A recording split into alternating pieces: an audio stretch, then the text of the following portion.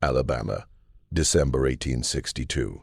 In 6 months, they had killed 20 white men, burned 3 plantations worth more than $200,000, and freed 53 enslaved people. The mobile newspapers called them the Death Couple. Plantation owners across 3 counties slept with loaded rifles beneath their beds. Mothers locked their children indoors after sunset. Church sermons condemned them as demons sent from hell itself. The reward for their heads had climbed to $3,000, equal to 60 enslaved people, 3 small farms, or 5 years' salary for a skilled craftsman. Every bounty hunter, slave catcher, and desperate poor white man in Alabama was searching for them. And now, deep in the Tensaw Swamp, where 60,000 acres of black water and cypress trees had swallowed countless men before them, Captain James Morrison had them surrounded.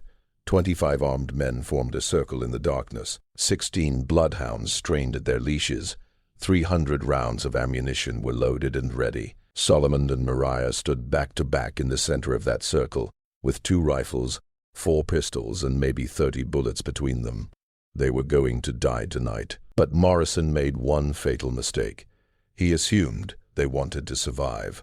Before we continue with this shocking story, do not forget to subscribe and comment below. Tell us which city you are watching from. Let us continue. The swamp was silent, too silent. Morrison raised his hand, stopping the 12 men behind him.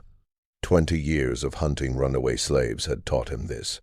When a swamp goes quiet, death is near. The crickets stopped singing. The frogs held their breath. Even the mosquitoes seemed to vanish.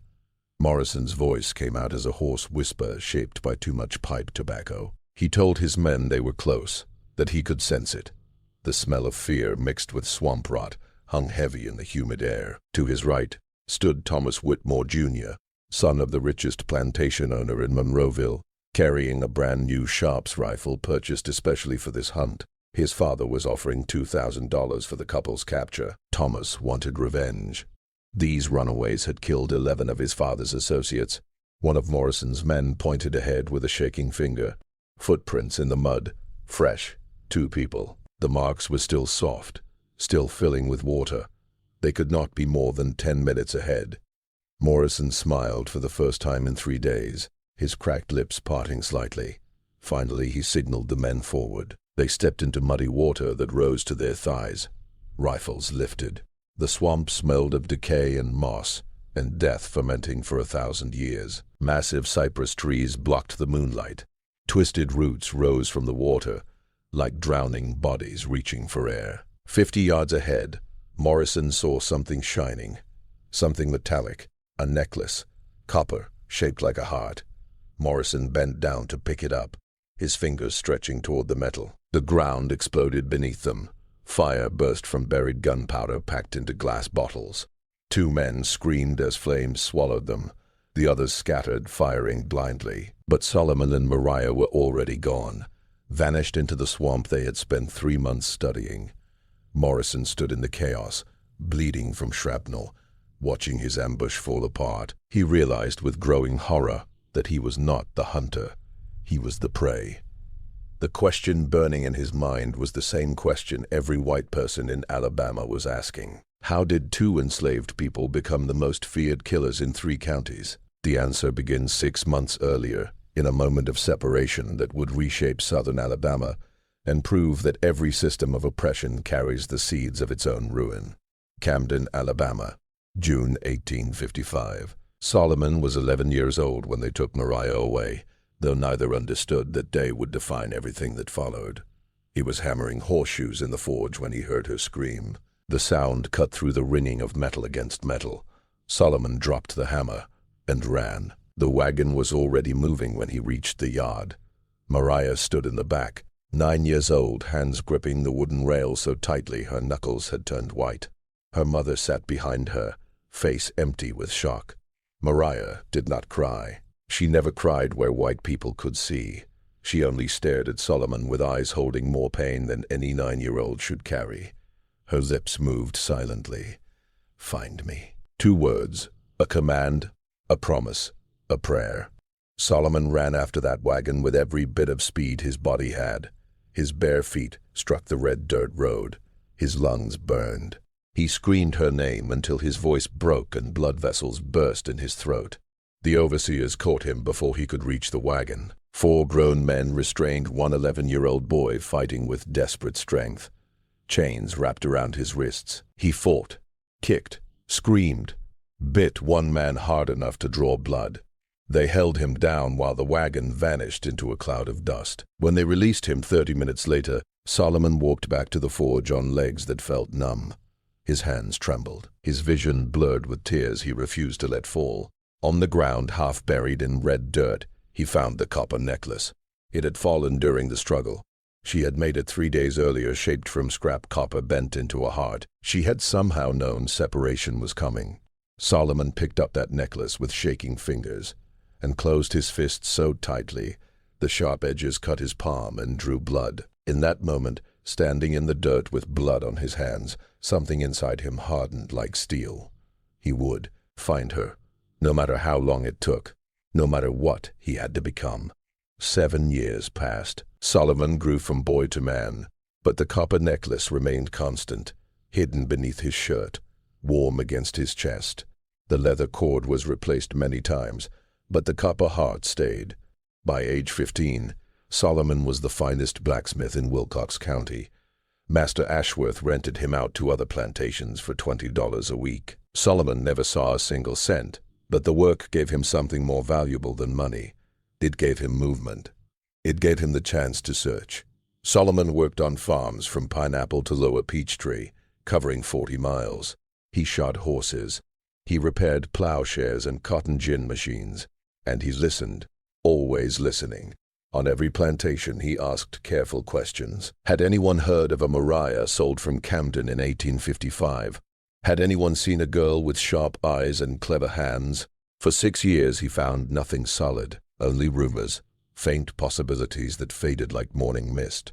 But he never stopped searching, never stopped wearing the necklace. Sometimes at night he would hold it and remember her voice, her laughter, the way she drew maps in the dirt.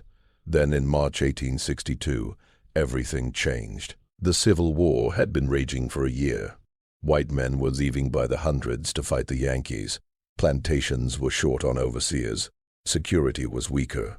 An old woman named Bess traveled to the Ashworth plantation selling herbal remedies. She pulled Solomon aside and spoke in a whisper. She had heard his questions.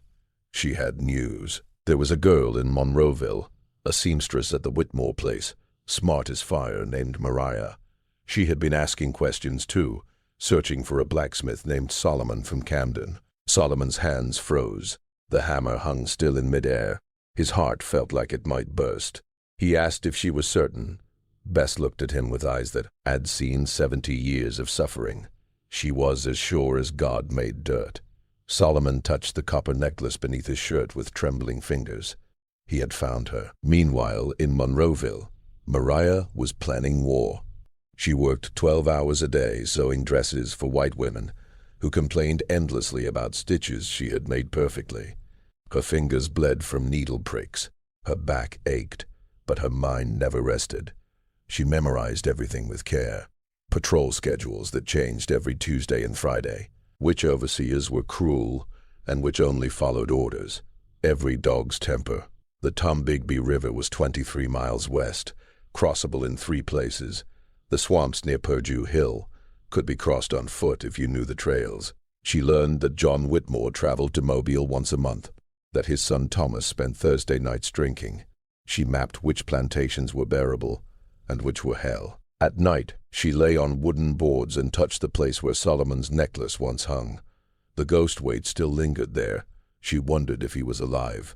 7 years was a lifetime. People died. People forgot. But Mariah never forgot. The memory of Solomon's face was carved into her mind, like letters in stone. When Master Ashworth sent Solomon to Monroeville in June 1862 to deliver cotton, it was ordinary business. Solomon drove the wagon himself without an overseer because he had proven trustworthy. They gave him a pass stating he had permission to travel. The white men believed they could trust Solomon because he had never run. They were right that he had never run, but they were completely wrong about why. Solomon had not run because he had nowhere to run to.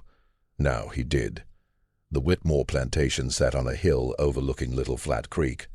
Solomon pulled the wagon into the yard in mid-afternoon when the sun burned hottest. His eyes examined everything. The house, the barn, the quarters, the sewing room. Then he saw her walking out carrying a basket of fabric scraps. She was 16 now, taller, thinner, but unmistakable. Her hair was wrapped in a blue cloth. She moved with quiet grace. She did not see him at first. Solomon climbed down from the wagon slowly. His legs felt stiff. His heart pounded. 7 years. He called out to her, voice steady in case white people were near. Mariah turned toward the sound. Their eyes met across 30 feet of red Alabama dirt. For 3 seconds, neither moved. The world seemed to tilt. Solomon saw recognition flash across her face like lightning. Then Mariah's basket slipped from her hands. Clothes scattered like fallen petals. Her lips formed a single word spoken so softly only he could hear. You. Solomon touched his chest where the copper heart rested beneath his shirt, and in that silent space between them, 7 years of separation collapsed into one breath. The necklace hung hidden against me. They could not speak then. There were too many eyes watching. Solomon helped unload the cotton bales. Mariah gathered the scattered fabric, but before she slipped away, she gave him a look that said, "Everything. Wait tonight." That night, Solomon eased out through a loose board in the quarters. He moved like smoke through the dark toward the creek, using every lesson about being unseen he had learned over 7 long years. Mariah was already there, sitting on a fallen log. When she stood up, he saw she had been crying. For a long moment they only stared at each other, two people who had been children the last time they had stood this close. Then they rushed together. Solomon lifted her from the ground. She pressed her face into his neck, and he felt fresh tears on his skin. When they slowly pulled apart, both of them were crying quietly in the way enslaved people learned to cry without sound, tears shining in the pale moonlight. Mariah whispered that she had believed he was dead. Solomon whispered that he had thought she had been sold away to Mississippi. Mariah told him she had almost been sold that far, that Whitmore had considered it, but decided she was too valuable to lose. They sat beside the water, while frogs sang and insects hummed in the thick night air. Solomon pulled the copper necklace from beneath his shirt, letting it hang in the open for the first time in 7 years. Mariah gasped softly. She reached out with shaking fingers to touch the metal she had shaped when she was only 9 years old. You kept it every day, never took it off except to change the cord. Mariah's eyes filled again with new tears. She touched it gently, almost like it was sacred, then looked up at him with fierce resolve. We cannot stay here. We cannot keep living like this. We cannot keep belonging to someone else. Solomon agreed at once. I know. I have always known. But we need a real plan. We need weapons. If we run and they catch us, we will die. Mariah pulled a folded paper from her dress, hidden inside a small secret pocket. She opened a map she had drawn from memory over many months. Roads, rivers, swamps, towns, plantations, paths marked with careful detail. She pointed at each place as she explained. Patrols changed every Tuesday and Friday. The dogs were fed at sunset and grew lazy afterward. The safest time to travel was from midnight until dawn. The Tombigbee River was 23 miles west, shallow enough to cross in 3 places marked with X signs. Solomon studied the map with rising respect. He had spent 7 years learning the land. She had spent 7 years studying patterns. Together their knowledge was powerful. Together they were dangerous. We need weapons, Solomon repeated. Mariah had already thought of that. There was a rifle in the overseer's cabin. She knew exactly where the key was hidden. There were pistols in the main house. Knives could be taken easily from the kitchen. When do we leave? Solomon asked. Maria's eyes carried 7 years of hurt and planning. Soon. But first, we practice. We test the routes. We make sure we can survive. Capture means death, and death means losing each other forever. Over the next 3 months, Solomon found reasons to travel to Monroeville 6 more times. Each visit, they met secretly after midnight. Each time, they sharpened their plan with careful detail. Mariah taught Solomon the patrol schedules, which overseers were strict. and which were careless, where plantation borders created weak gaps in watch.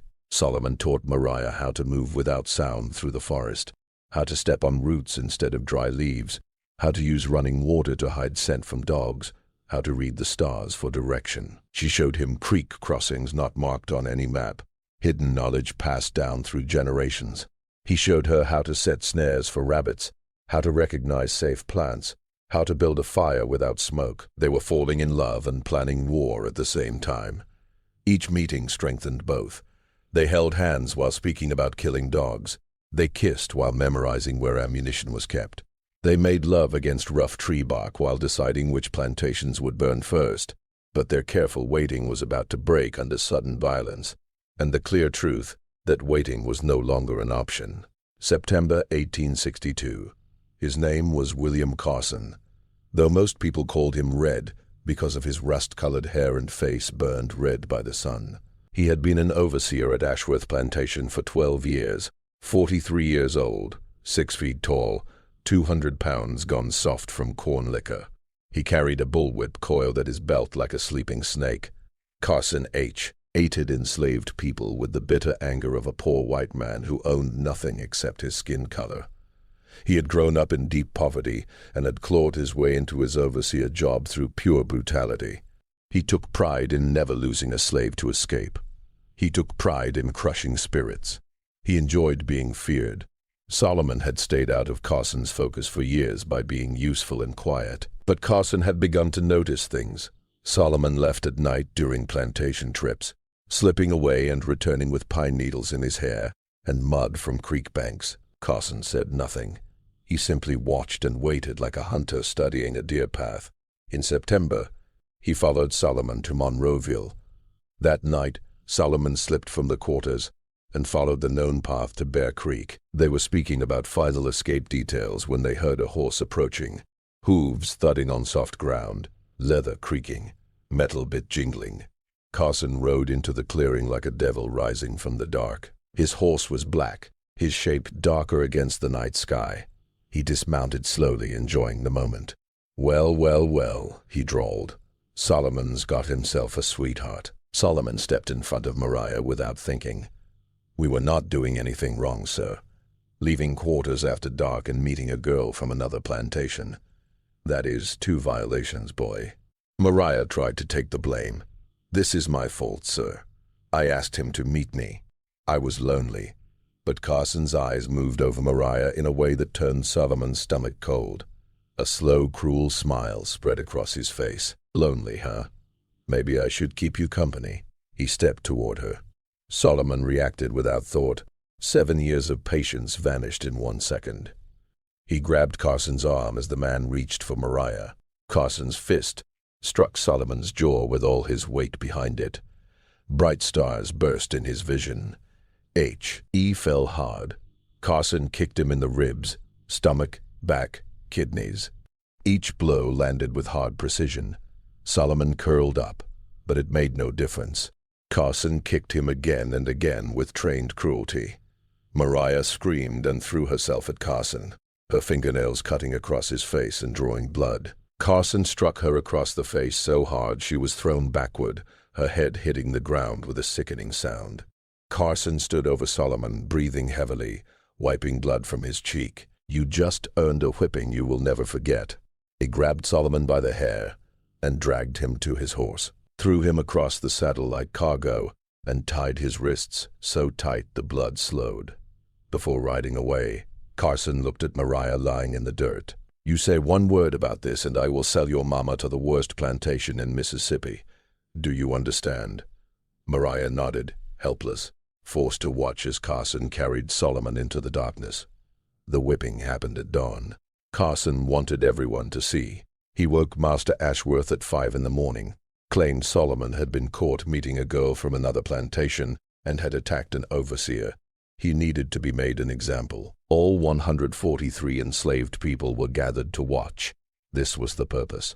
Not only punishment, but fear. A reminder of power and consequence. They tied Solomon to the whipping post, thick wood polished smooth by years of blood. His hands were bound above his head, arms stretched tight. They tore off his shirt, His back was bare. Carson cracked the whip once in the air. The sound broke like a gunshot. Some children began to cry. Master Ashworth announced the sentence loudly. 40 lashes for leaving quarters and assaulting an overseer. The second charge was a lie, but truth did not matter when power decided it. Solomon found old Marcus in the crowd, Marcus was already weeping. Their eyes met for one brief second, and Solomon tried to tell him without words that it was worth it, that he had found Mariah, that some things were worth any cost. Then the first lash struck, and thought disappeared. The whip tore open Solomon's back like a blade slicing cloth. Pain burst across his shoulders. His vision turned white. He screamed. By the 10th lash he was begging, "Please stop. I am sorry." Anything, shame would come later. In that moment, there was only pain and the desperate wish for it to end. By the 20th lash, his voice failed. Only broken, choking sounds came as his body shook. By the 30th lash, he was silent. His mind fled somewhere deep, where pain could not fully follow. Carson did not stop at 40. He continued to 50. The extra 10 was simply because he could, because he wanted to. Cruelty needs no excuse. When power removes all consequences, they carried him to the quarters and left him on the wooden floor to heal or to die. Old Marcus stayed beside him for 3 days, placing tobacco poultices on the wounds to fight infection.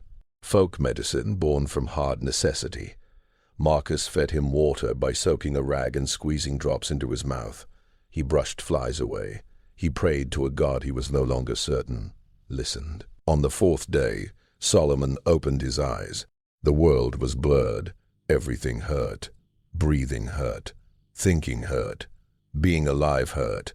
Marcus's face slowly came into view, the old man crying once more. "I thought you were gone, boy." Solomon's voice was only a whisper. "Where is the necklace?" Marcus pulled it from his pocket. The leather cord had been cut by a lash.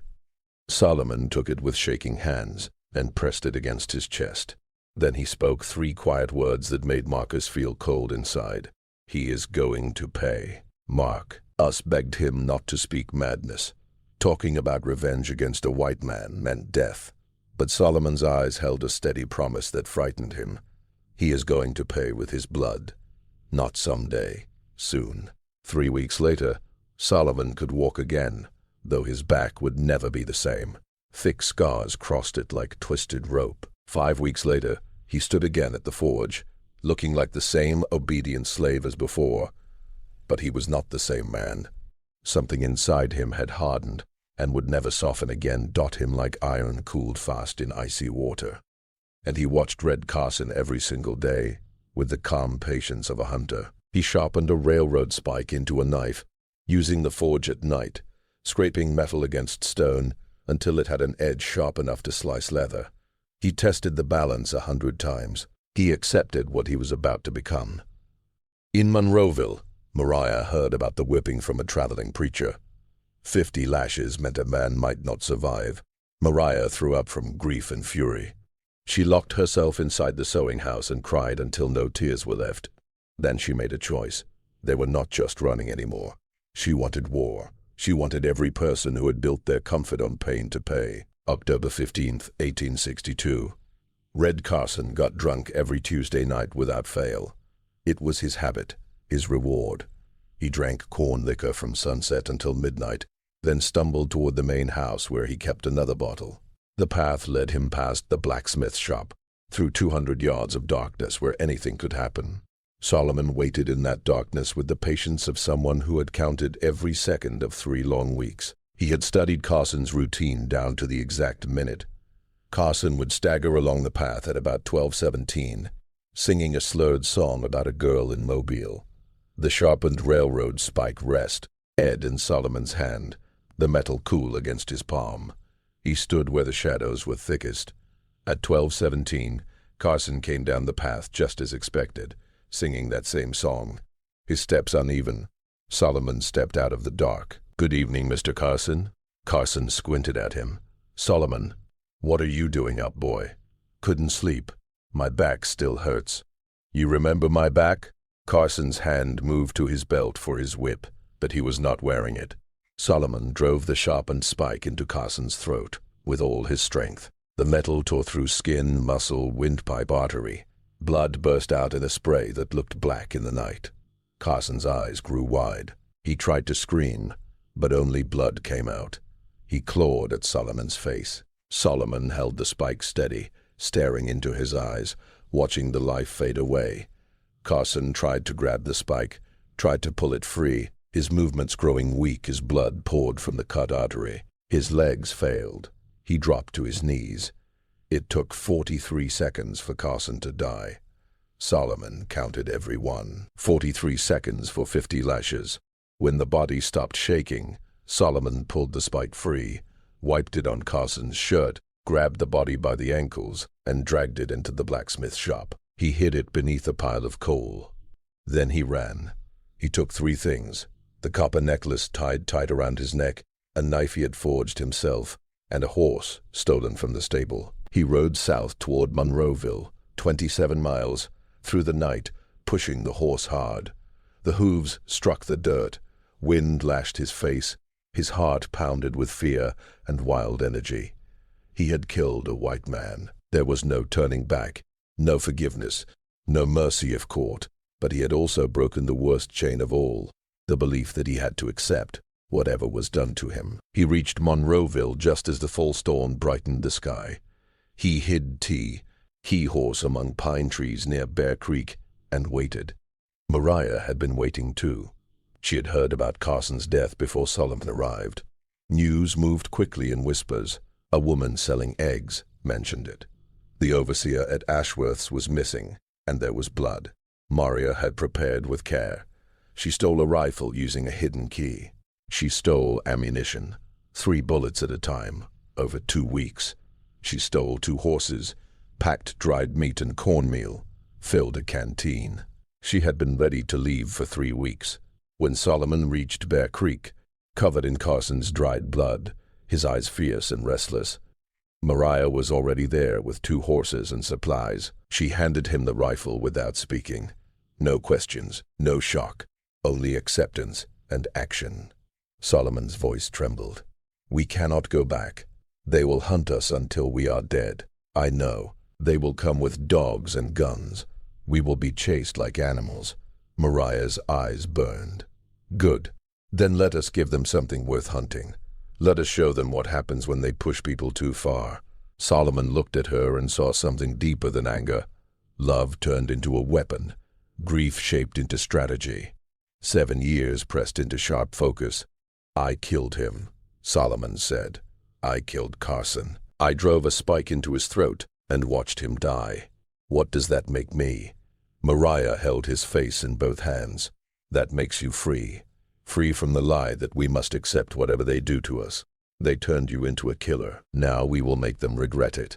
They mounted the horses and rode west toward the Tombigbee River, leaving 2 plantations in chaos and 2 death sentences hanging over their heads. The death couple was born in blood and firelight, and a promise to make their oppressors answer. They would stain southern Alabama red. They would become a story that scared children and troubled adults. They would prove that even property could strike back. The Tensaw Swamp was 60,000 acres of watery hell. It spread across southern Alabama like an infected wound. A maze of cypress trees rising from dark water. Spanish moss hanging like funeral cloth. Quicksand that looked like firm ground. Water moccasins, thick as a man's arm. Alligators strong enough to tear apart a horse. Mosquitoes so thick they formed choking clouds. White men avoided the swamp. Slave catchers stayed away. Even runaways feared it, because the swamp killed as surely as any overseer's whip. But Solomon and Mariah had no other choice. There were prices on their heads starting at $500. $500 was more money than most white men saw in 5 years. The swamp became their fortress. They entered it 3 days after Carson's death, coming from the north and moving south toward Perdido Creek. Solomon scouted ahead, reading the land. Mariah followed, memorizing routes and safe steps with exact care. They found solid ground on a small island, maybe half an acre, that stayed dry even during floods. Huge cypress trees surrounded it, their roots forming natural walls. The island could only be reached by knowing exactly where to step. Solomon built a shelter from fallen cypress branches tied with vine and covered with Spanish moss. The shelter was rough but strong, raised 3 feet above the ground on logs to stay above snakes and water. From 20 yards away it was almost invisible, blending into the wild swamp. Moriah arranged their supplies with strict order. 1 rifle, 3 pistols, about 70 rounds of ammunition, 6 knives, 50 feet of rope, 3 blankets, a cooking pot, flint and steel, dried meat, cornmeal. They learned to survive in conditions that would kill most people in days. They caught fish using lines braided from grass. They hunted frogs with sharpened sticks. They ate water birds when they could spare bullets. They tested plants carefully to learn what was safe. They drank swamp water filtered through cloth, then boiled it when they dared to light a fire. Sometimes they still fell sick with stomach pain and fever, but they survived through stubborn will and need. They slept in shifts, always one awake, always watching. Trust was for people who could afford mistakes. They could not afford any. In daylight, when moving was too dangerous, they planned their war against slavery itself. They did not only want escape, they wanted revenge. They wanted those who had built wealth on suffering to understand fear, to feel hunted, to lie awake wondering if their world would burn before morning. The burning of Blackwood Plantation came 3 weeks after they entered the swamp. It was their first planned strike, their first act of open war, their message to Alabama that something fierce had been born. The Blackwood Plantation stood on the eastern edge of the swamp in Clark County, about 10 miles from their island. Joshua Blackwood was known across Alabama for cruelty worse than even brutal standards of slavery.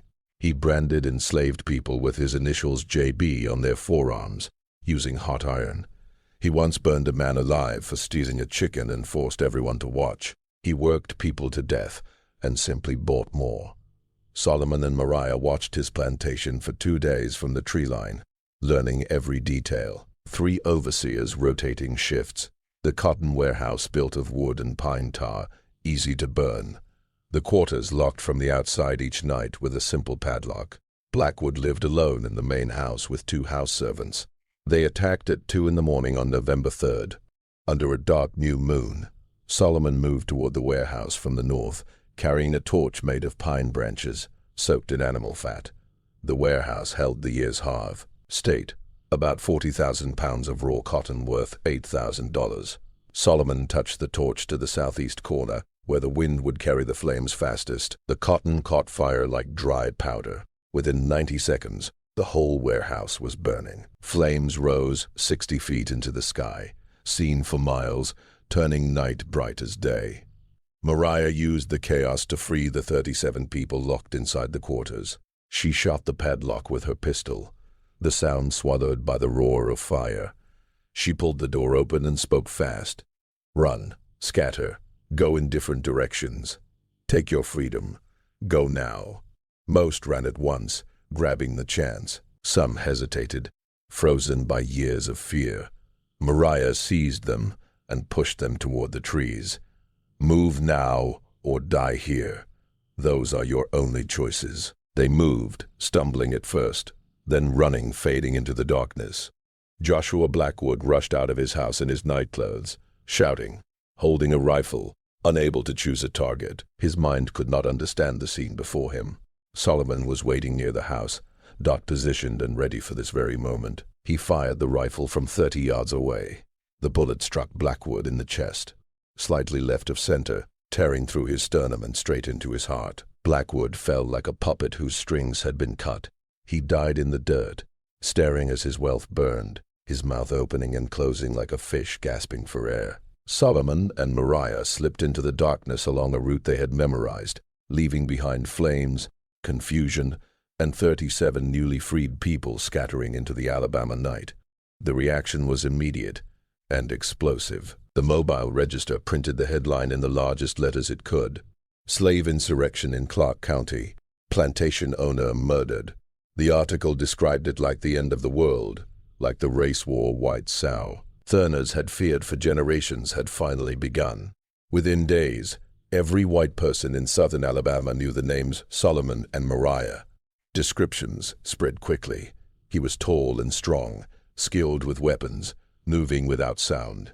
She was small but deadly, could shoot as well as any man, and planned attacks with military accuracy. Plantation owners called emergency meetings. They doubled patrols, purchased bloodhounds trained to follow human scent, formed militias, and offered rewards that kept rising. $500, then $1,000, then $1,500. But Solomon and Mariah continued striking with growing boldness.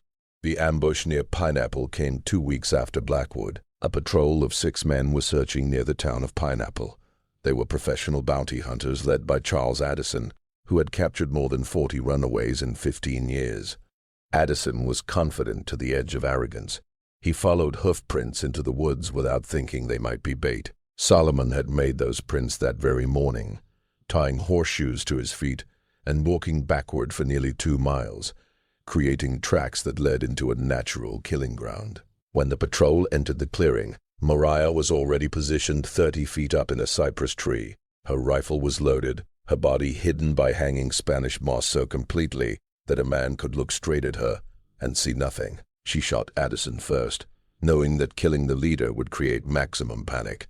The bullet entered through his right eye and tore out the back of his skull. He fell from his horse dead before he touched the ground. The other 5 men completely lost control. Horses reared, shouts rang out without direction. One man fired blindly into the trees. Solomon stepped out of the undergrowth like a ghost suddenly made solid, knife in his hand. He seized the nearest rider and doctor, agged him from the saddle with violent force. The man struck the ground hard, and Solomon cut his throat before he could rise. Blood sprayed across Solomon's face.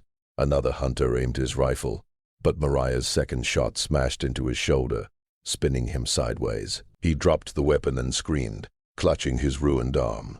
The remaining 3 men fled without trying to help, kicking their horses hard toward Pineapple, where they would spread a story that would turn the death couple into legend. Solomon and Mariah took 2 rifles, 3 pistols, more than 100 rounds of ammunition, and 6 horses.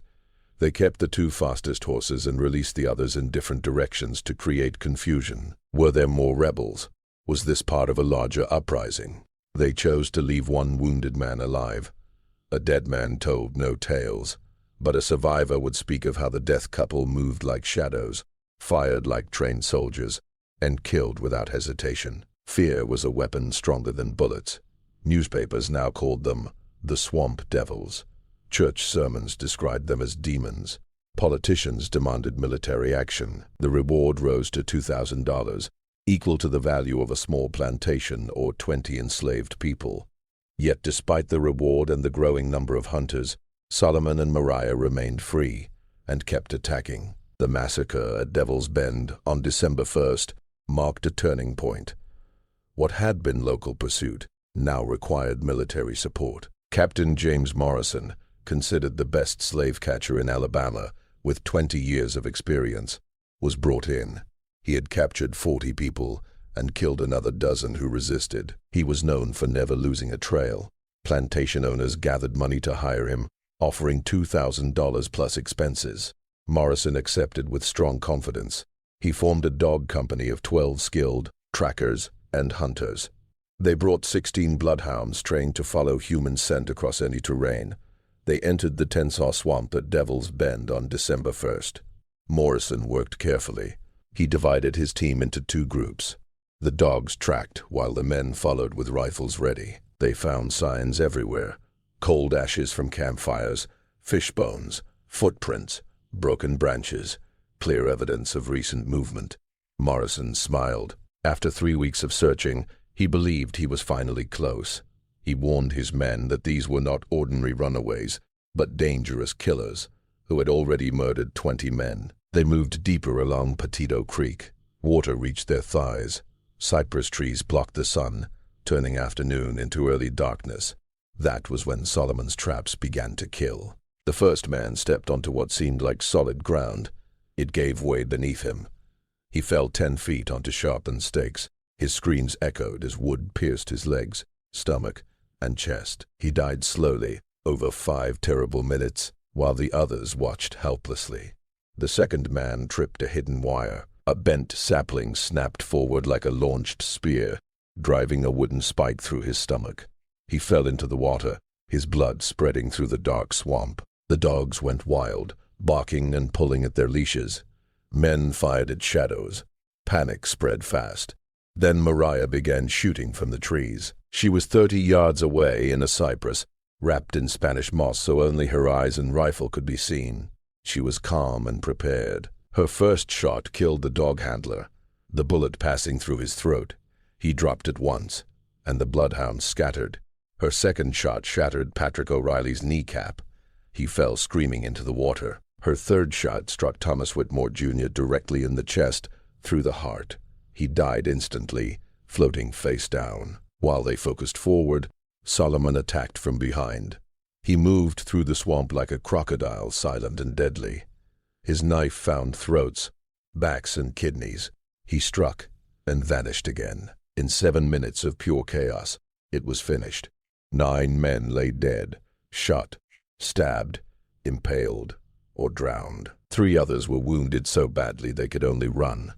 Morrison himself took a bullet in the shoulder, but escaped on horseback, bleeding and shaken beyond anything his 20 years had prepared him for. Solomon and Mariah stood among the bodies, breathing hard, covered in blood, mud, and swamp water. They looked at one another. 2 people who had begun as children in cotton fields and had become the most feared killers in Alabama. "We cannot keep doing this," Mariah said softly. "Soon they will send the army. I know. We should leave Alabama, go north, find Union lines." Solomon touched the copper necklace around his neck, now stained red. "One more. John Whitmore, the man who owned you. He dies, then we go." Mariah thought for a long time. John Whitmore was still alive, still holding 70 people in bondage, still growing rich from suffering. One more, then we choose freedom. They did not know they had only 10 days left. December 10th, 1862. The Devil's Bend massacre stunned Alabama. 9 trained hunters killed in 7 minutes. Morrison wounded. The dog company destroyed. The governor issued an emergency order. The reward increased to $3,000, dead or alive. Confederate Army units were authorized to assist. Martial law was declared in 3 counties. Every able-bodied white man was forced into patrol duty. More than anything, fear spread. Solomon and Mariah had broken the belief in white superiority. They had shown that enslaved people could fight back, could kill, could win. They had to be stopped, not simply caught or killed, but erased completely. Morrison, recovering in a mobile hospital, formed a final plan. He realized Solomon and Mariah chose targets known for extreme cruelty. They were not random. They followed a moral line. Morrison researched Mariah's past. She had been sold to John Whitmore in 1855. Thomas Whitmore Jr., killed at Devil's Bend, had been the son. If the son had died hunting them, the father must matter deeply. Mariah would want revenge on Whitmore himself. Morrison spread a false rumor through captured runaways. John Whitmore was planning to sell every enslaved person on his plantation to a Mississippi owner known for working people to death. The sale would happen December 15th. All 70 would be separated and sent to terrible fates. The rumor was a lie, but Morrison knew it would travel through the hidden network. He knew it would reach Solomon and Mariah. He knew Mariah would hear that people she once knew were about to be sold into hell. He believed they would come, and he would be waiting. December 12, 1862, midnight. Solomon and Mariah reached the Whitmore plantation after riding hard from the swamp. They carried all they had gathered: 2 rifles, 4 pistols, several knives, and 6 homemade explosives made from glass bottles filled with gunpowder, sealed with wax, with cloth wicks pushed inside. The plantation felt wrong from the first glance. It was too quiet, too still.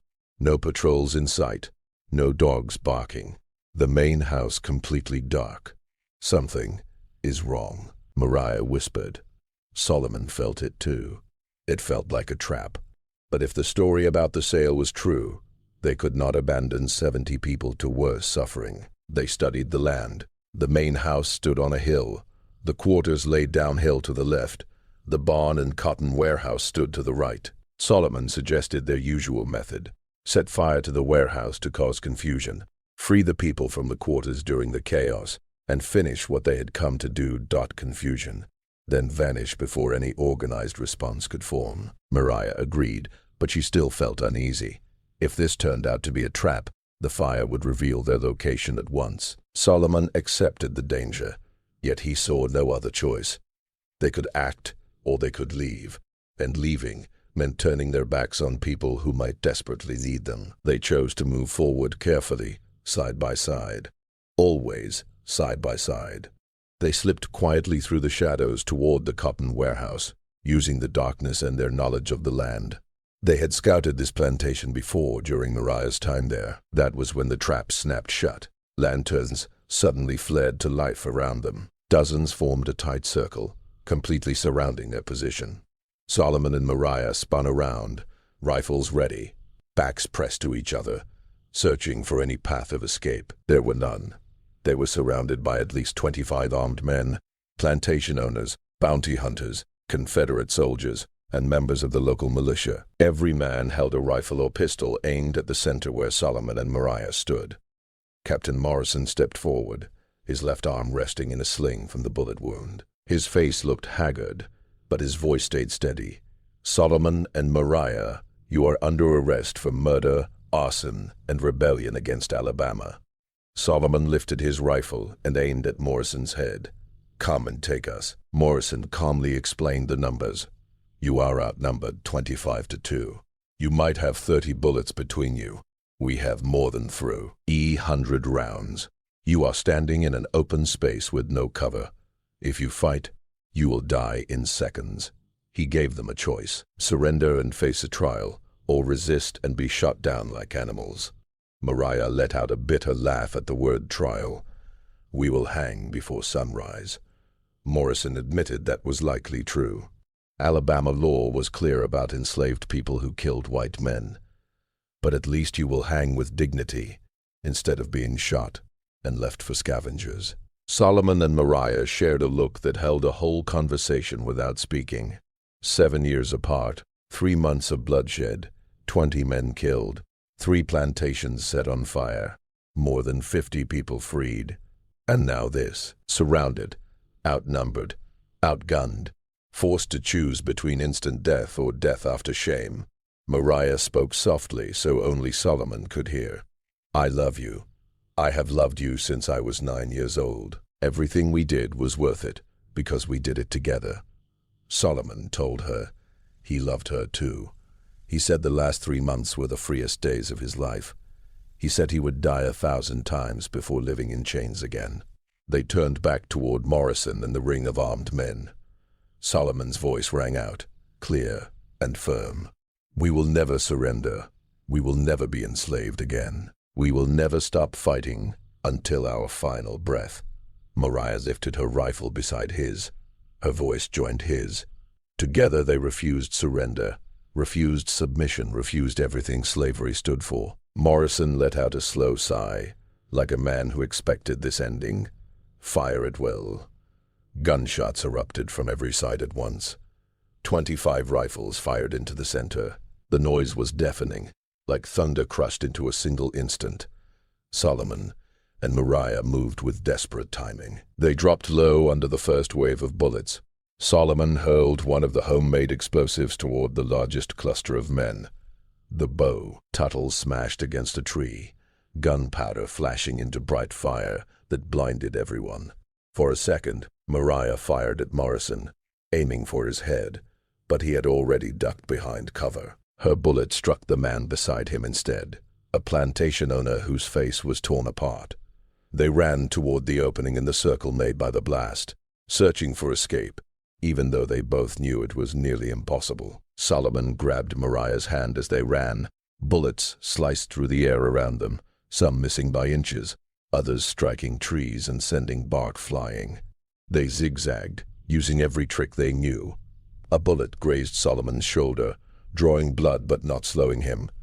Another tore through Mariah's dress, barely missing her leg by a centimeter.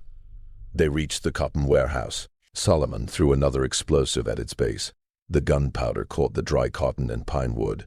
Within moments, flames spread quickly. The fire caused panic among their pursuers. Some men stopped shooting, afraid of hitting their own allies. Others rushed to save the warehouse. Order broke into confusion. Solomon and Moriah used those few precious seconds to run toward the quarters. If they could free the enslaved people and create more disorder, they might live. But there were too many enemies, too many weapons, too many bullets. Solomon felt the first serious shot hit his left leg. The bullet shattered his femur, and he fell hard, his leg giving way beneath him. He screamed in blinding pain. Moriah turned back at once, ignoring every instinct to save herself. She grabbed Solomon under his arms and dragged him toward cover behind the quarters. More bullets struck the ground around them, throwing up dirt. One bullet hit Moriah in her side, passing through muscle without touching vital organs. But the pain was fierce. She gasped, yet kept pulling Solomon. They reached the back of the quarters, briefly out of direct fire. The building gave little protection, but it was something. Solomon looked at his leg, bone stuck through torn flesh. Blood flowed steadily. He knew at once the wound meant death. Even with the doctor, in the middle of battle, it was certain. "Leave me," he told Moriah, his voice tight with pain. "You can still escape while the fire distracts them. Slip into the dark. Reach the swamp. Live." Moriah refused, with all her strength. Together, or not at all. Those are the only choices. Solomon tried to reason. One of us should survive. One should tell the story. One should reach freedom. Moriah cut him off. She pulled out her pistol and checked it. 4 bullets left. She handed Solomon another pistol. He had maybe 3 rounds. "We will make them matter," she said. "We will take as many as we can before the end. We will fall fighting as we lived." The men regrouped, preparing for a final attack. Morrison's voice rose above the gunfire and the roar of the burning warehouse. He offered one last chance to surrender. If they gave up now, he promised a clean hanging. No torture, no mutilation, just a swift death by rope. Solomon and Moriah answered with bullets. The final assault came at dawn. The sun began to brighten the eastern sky, giving enough light for careful aim. 20 men advanced toward the quarters from 3 sides. They moved in coordination, using cover and steady fire.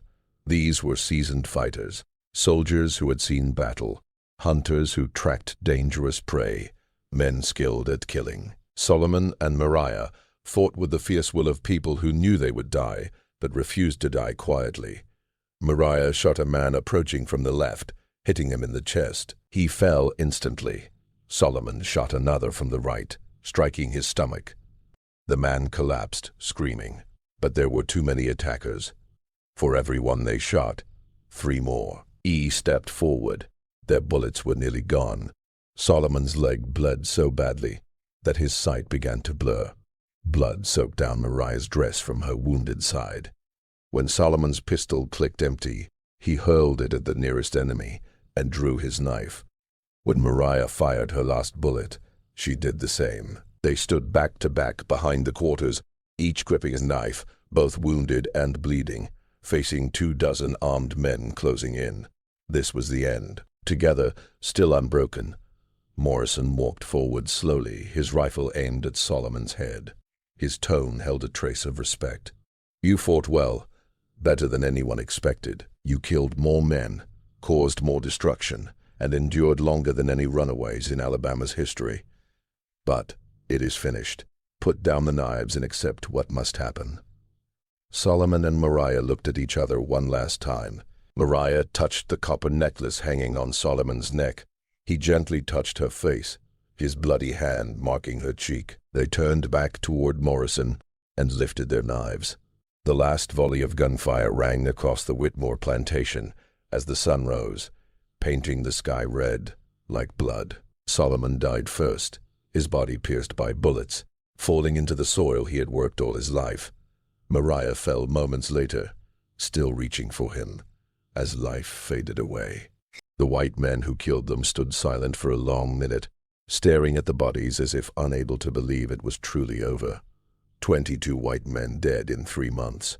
4 plantations burned or damaged, tens of thousands of dollars in property destroyed, more than 50 enslaved people freed, all because 2 people refused to accept chains. Captain Morrison ordered the bodies taken to Mobile to be displayed as a warning to anyone thinking of rebellion. But something unexpected happened on the road between Monroeville and Mobile. The wagon carrying the bodies was attacked in daylight. 20 freed black people, some saved by Solomon and Mariah, others inspired by their story, ambushed the wagon. They killed the guards, took the bodies, and disappeared into the Tensaw Swamp. Solomon and Mariah were buried together on the small island where they had lived for 3 months. Their grave was marked only by a simple wooden cross, carved with their names and the years they lived. The copper necklace was buried with them, Solomon's hand wrapped around it. Yet the story did not end with their deaths. Stories do not truly die when they carry meaning. In the months after December 1862, rumors spread through enslaved communities across Alabama, Mississippi, and Georgia. People claimed they had seen Mariah alive, moving through swamps at night, guiding runaways north toward Union lines.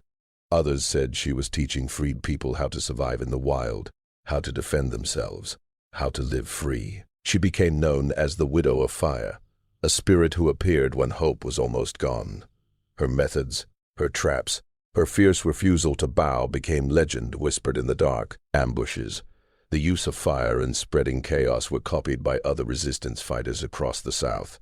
Groups of armed black men and women began attacking the most cruel plantations, using the same methods that Solomon and Mariah had first created. The legend of the death couple traveled far beyond Alabama. Enslaved people whispered songs about them in secret, passing the story from mouth to mouth as living history. They sang about the blacksmith and the seamstress who chose death instead of slavery, who struck down their oppressors without mercy, who showed that resistance was possible even when everything felt hopeless. When the Civil War ended in 1865 and slavery was finally abolished, many of the freed people who had been liberated by Solomon and Mariah stepped forward, to share what had happened. They spoke about the night the death couple set fire to Blackwood Plantation and broke their chains. They described the bravery of 2 young people who had given up everything for justice. The story of Solomon and Mariah stands as proof that oppression creates resistance, that cruelty brings consequences, that every evil system carries within it the seeds of its own downfall. It is a reminder that love can turn into a weapon when there is no other choice, that 2 people with nothing except determination and each other can shake the foundations of even the strongest powers. It is a reminder that freedom is never simply handed over. It is taken, often at a terrible price, by those courageous enough to demand it. It is also a reminder that some bonds cannot be destroyed by chains, by distance, by time, or even by death itself. Some loves last beyond the grave, written into history as firmly as words carved in stone. Solomon and Mariah died at just 18 and 16 years old, yet they lived more completely in 3 short months of freedom than many live in an entire lifetime of safety. They chose violence instead of surrender. They chose death instead of chains. They chose each other instead of easy survival. The small copper heart buried deep in the Alabama swamp has disappeared now, swallowed by water and passing years. But the story still lives on, carried through generations as a testimony of resistance, of love, and of the refusal to accept that one human being has the right to own another. The death couple killed 20 men, freed 53 enslaved people, and burned 3 plantations. But more than that, they destroyed the lie of white supremacy in the hearts of everyone who heard their story. And that legacy can never be buried.